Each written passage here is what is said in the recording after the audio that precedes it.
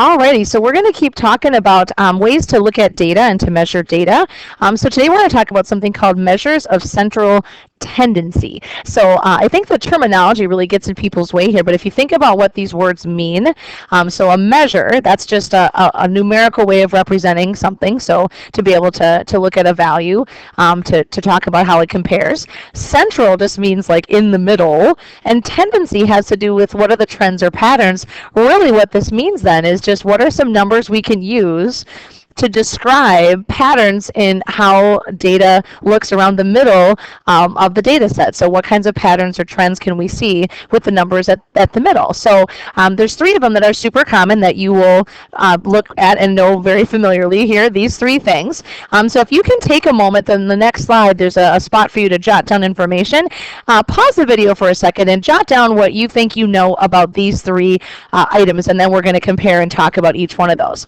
All right, so go ahead and pause and try that. Okay, so for the mean, I think the most common thing that people would jot down for this is the word average, right? So an arithmetic mean, or mean, is the same thing as an average. Now, there are different ways you can calculate mean, so that's why we're saying arithmetic. When you get into statistics, you'll find out there's more ways to do this, or to talk about means, but in our sense here, arithmetic means you add them all up, divide by how many values you have in a data set.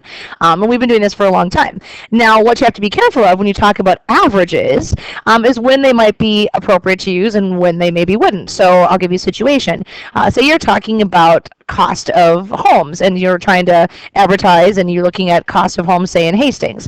And if you have a couple homes that are like multi-million-dollar super expensive homes and you add that in to your average home price, then it's going to skew those results. It's going to make our average a lot bigger maybe than what most of the houses typically are in Hastings.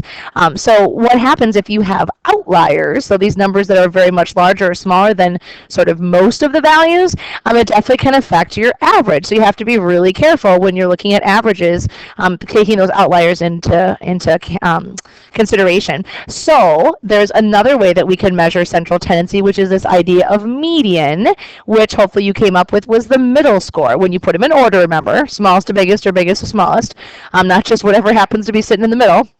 So it has to be organized. So the middle score, that takes care of some of those issues, right? Because if you have an outlier in your data set, if it's ridiculously bigger than all the other numbers in your set, it's still going to be the biggest value. So when you look at the middle score, your middle score is unaffected. So sometimes it's better to talk about the median home price or the median class size instead of average, because it's a little bit better way to make that comparison. It's not so affected, or it isn't affected by the outliers.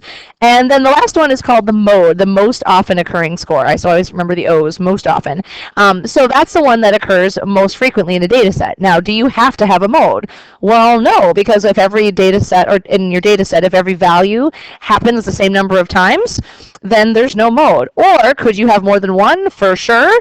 If you had values that repeated the same number of times, then you could have more than one mode. So say you have a data set with 2 6s and 2 7s, well, everything else occurs one time, then you'd have 2 modes. So it's another way to look at it. So these three values together are sort of our go-to measures of central tendency, the ways we can look at the center of the data. So just a few very quick, just basic calculations here. And you can kind of pause the video because I know this is review.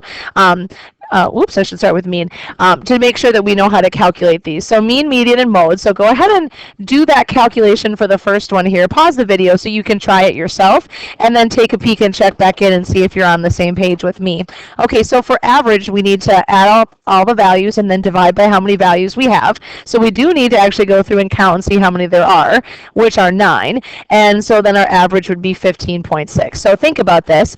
You're going to get numbers for average that are not actual values in your data set, right? Hence the 2.3 kids per family sort of statistic, right? So it's okay to get a value that's not. We're going to have to round sometimes.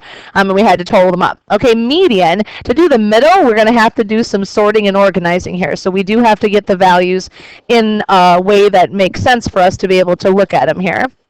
And I'm guessing how most people do this, maybe you did it too, is kind of the cross things off at either end so you can find where the middle is and we can find that middle score. Now, in this data set, I ended up with a true middle. I had an actual middle number. Do you know why that is? Well, how many numbers did you have in your data set? 9, right? It was odd. For any odd number data set, you're going to have a true middle score. What if you didn't? What if you had 10 values in your data set? Well, then we average those middle two scores. So just kind of keeping straight.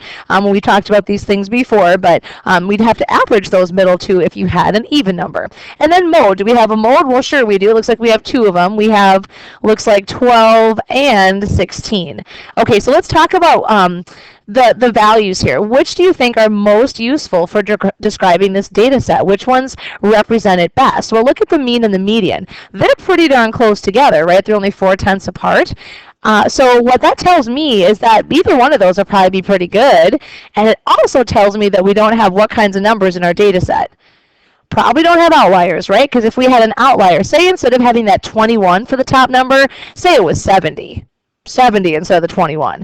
Well, then my average would change dramatically. It'd be a lot bigger, but my median would still be the same. So representing the middle of the data, the 16 would be better than for the median. But in this case, they're all pretty much the same, so either would be fine. When you look at the modes, 12 and 16, you know, 12 is not great, right? Because that's the second smallest number. I don't think that really describes the middle of the data. The 16 is probably more accurate. So I'm not concerned that you're going to be able to calculate the actual values. I know you're going to be able to do that. What I'm more concerned about is that you understand what these numbers mean and how you can use them effectively. Or if other people are using them, what does that mean for you?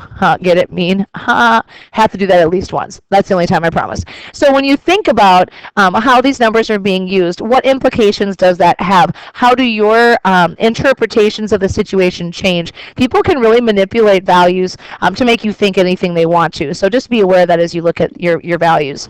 Okay, stem and leaf. Why are we talking about this now? Well, stem and leaf is a way to help people do mean, median, mode and organize data in a structural way that helps you just keep track of values. So if you remember back to stem and leaf, and many people do, the stem part, that is the first digit in your value, in your number, and then the leaves are the other digit, or digits, depending on what we got going for either side. So stem can be multiple digits, leaf would be that last digit. So it could be ones place and tenths place, it could be millions and 100,000, it could be tens and ones.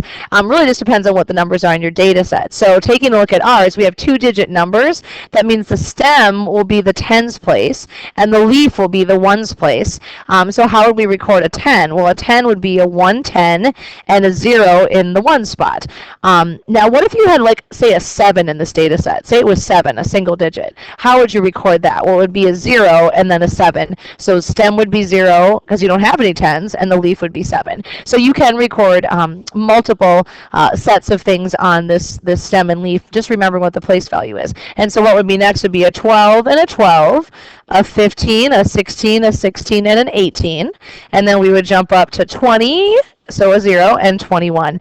Most important part of this, the key. When you leave off the key, then we have no idea what those numbers are trying to say. So here's one way that people would write a key. So it's the 1 / the 0. So that's the stem and the leaf. And then you're telling you that, oh, yep, that means 10. Some people do just this with the equal sign. That means 10. Whichever way you do it. The key is critical. Otherwise, we have no idea what kinds of numbers we're dealing with. So stem and leaf. Now, what if you had a number like, let's say 102 or 120? How would you record the number 120 on this stem and leaf? Well, the 10 spot would have to be 12, and then the leaf would be 0. I don't have any ones, because 12 would be 12 tens, and 12 tens means 120. So think about what you can do with that. Some people say, oh my gosh, I didn't know you could have a double digit. You could have a 3-digit number in the stem. That would mean it's in the thousands. But once you get numbers that big, it might mean that you want to start adjusting what your stem is if you have a bunch like that, or there might be a different structural tool that would be better for organizing. But you can definitely have more than one digit in the stem. All right, so I'm going to jump ahead to this one, so if you could find this one just so it makes sense as we talk about it. So here's a stem and leaf plot. I want to talk about the advantages to having your data organized like this to find mean, median, mode. So the first one we did like this, you just did it and we figured it out. Let's talk about how we can do things with mean, median, mode for this. So if you can go ahead, run through the data here, pause the video if you want to, see if you can come up with it for each of these, and I'm sure you can. And maybe think about, as you're doing this, how am I thinking about this differently or organizing how I do my arithmetic differently because it's in the stem and leaf? Okay, so go ahead and pause and then come back. Okay, so let's start with the mean first of all. So the mean, we still need to add up all the numbers and divide by how many we have. So when you add up all the numbers, you get 1183. And that's just doing 70 plus 73 plus 74, all the way up to the biggest number in this data set would be 110 then. Okay, now you need to know how many total values are in your data set. I believe there are 13. Now you can go through and you can count all these. So let's talk about how you would count them. So you can count all the leaves. So you can count 1, 2, 3, 4, 5, 6, 7, 8, 9, 10, 11, 12, 13. Works great. But because it's in a stem in the leaf, how about I have 3 here, 2 here, 3 here, 4 there, and 1, and think of it as totaling and kind of chunking them together. Because it's already organized in a structure, you could do that, which is kind of cool. All right, so that gives you an average of 91. Awesome. Okay. Now remember, the mean doesn't have to be one of the scores in your data set because it clearly isn't. All right, now median. How do you find the middle score? Well, they have to be in order. Cool, they are, right? They're already organized in order. So you can still do your same sort of thinking how you were doing that before. And we actually have a true middle. The number that we get to is 2. So remember what that means. That would be 92. Now, if it was an even number in your data set, remember you'd average those middle two. Okay, do you have a mode? Let's take a look at your data. Do we have a mode? Well, yeah, we have 2 of them. Looks like 81 and 105. How do you find a mode from a stem and leaf? Well, look at the numbers that repeat in a leaf, right? That would tell you that that number is being repeated. It's actually easier in a stem and leaf to pick that out than it is looking at a random set of data where it's not organized in some fashion. So it's kind of nice when it's already organized in that stem and leaf version. Now take a look at the numbers and see what you think best represents the data. Both the mean and the median are pretty close again, so that means we probably don't have any outliers, which is great. So either one of those would probably be fine. How do you feel about the modes? Well, neither one of those are very close to what the actual average is, right? So I don't think either of them are very good. So I would probably stick to either the mean or the median. Okay, let's talk about some other things that we can do with the idea of average. Like, why do we have averages? Why do we even talk about this? Well, the biggest thing is to do this. It's a comparison. How do I compare to something else? So we've all played these games here. So how are you doing compared to the class? It happens every time at conferences too. How is my student doing in comparison to everyone else? Well, look at the average. How are most kids doing? Where's the middle of things? You don't necessarily want to compare yourself to the best in the class or the worst. You want to compare yourself to sort of that middle ground. So how is he doing? Well, see what his mean is. If you add up all of his test scores and divide by how many tests he's had so far, I think that was 424 points total of those 5 tests. He's sitting at about 84.8. So how does he compare to the mean? Well, he's a little bit under it if it's 88%, but he's still at a B, right? So you could talk about what that might indicate for his grade moving forward. So it's a way of doing a comparison. We all need to sometimes take a look at how we're doing in comparison with others. All right, well, another thing, if you can find this one, another thing that we do is kind of know what the end result's going to be, right? You see this all the time, especially at the end of a semester. How many points do I have to get on the final to maintain this percent? Or how many points would I need to get to move up or down, or whatever it might be? So we're doing sort of this end result. We know we want our average to be at the end, but what does that mean for me now? Or what score do I have to get on the next test to get an average of, right? We've all played this game. So that's what this kind of situation is. And even to add another twist in it, with a variable. So they're expressions. They're not just numerical, which we can do as well. So it says find the value of x so that the mean, the average of this data set is 7. Well, first thing I would do is figure out how many values are in your data set anyway, because we don't know off the top here. So let's take a look. For me, I look at what's separated by the commas, because when they're an expression, it's harder to see sometimes. So we've got 4 values in our data set. So how do you average 4 things? Well, you add up your 4 things, whatever they are, and then you're going to divide by the number of things in your data set, which is 4 of them. And they told me that's 7, right? The average is 7. So then it's just a matter of solving for x. So how could I make this easier? Well, I would simplify that numerator for sure. So 10x minus 2, I think. And then I would get rid of the divide by 4. I don't like using the divide symbol either. I would definitely use this fraction bar. So times both sides by 4, that'll give me 28. Much easier to deal with. And then solve for x. So add the 2, divide by 10. We get x equals 3. Fabulous. So now I know what value of x makes that true. So now I can even go back and figure out what the data set is, couldn't I? So how do I figure out what the data set is? Well, plug the 3 back in. So 3 plus 2, that would give me the first number of 5. 3 times 3, that'd be 9. 3 minus 4, that'd be -1. 5 times 3, that would be 15. So my data set would be those 4 values. So it's a pretty typical situation. What do I want my end result to be, and how can I work backwards to make that happen? All right, the last couple of things I want to talk about here quick at the end is what do you do for mean and median in a frequency table situation. So in a frequency distribution, how is that going to be similar and how is it going to be different? Okay, so take a look at what I'm given here. You have the averages of 30 basketball players' scores during a recent season. So like what their average scoring was.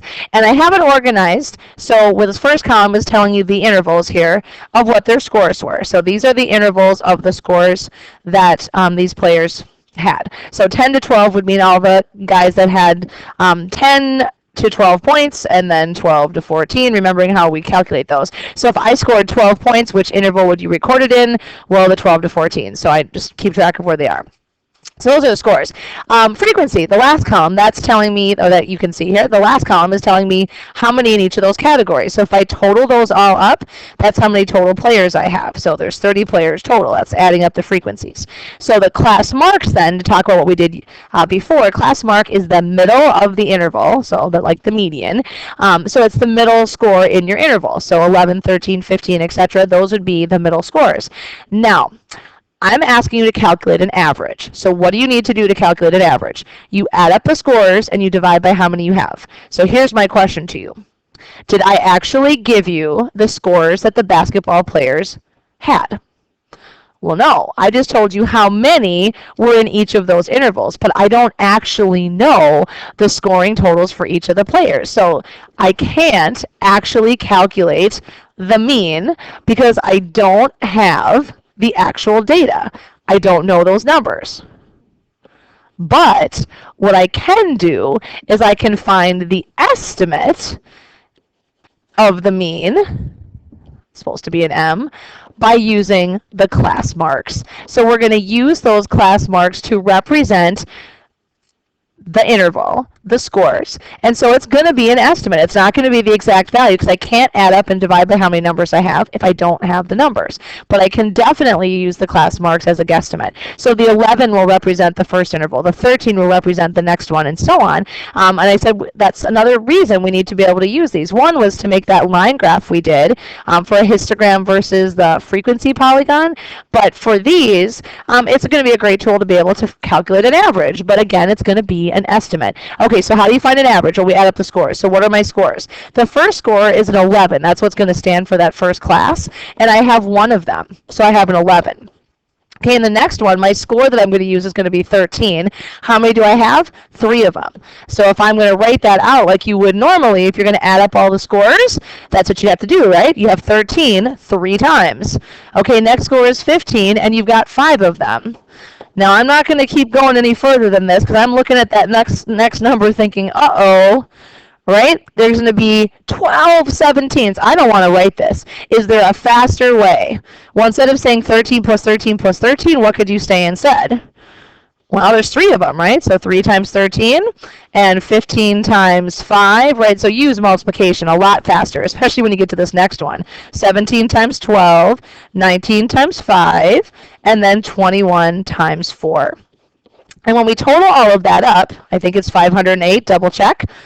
Excuse me, then we have a total for all the class marks. So to do our estimate then for our mean, we can definitely do it with those class marks. So it's an estimation. It gives us a ballpark figure. So our estimate of our mean would be 508 divided by however many scores we have, which there's 2 ways to tell. One, I told you in the problem.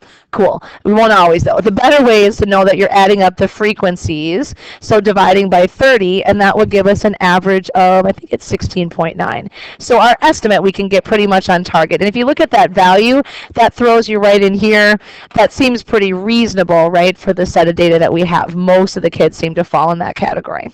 All right, let's do the same thing, same set of data, but estimate the median now instead. So the median is that middle score. Again, you can't get the actual value because we don't have the actual scores, but we can definitely do an estimate of what that median would look like. So let's talk through some ways that we could do it.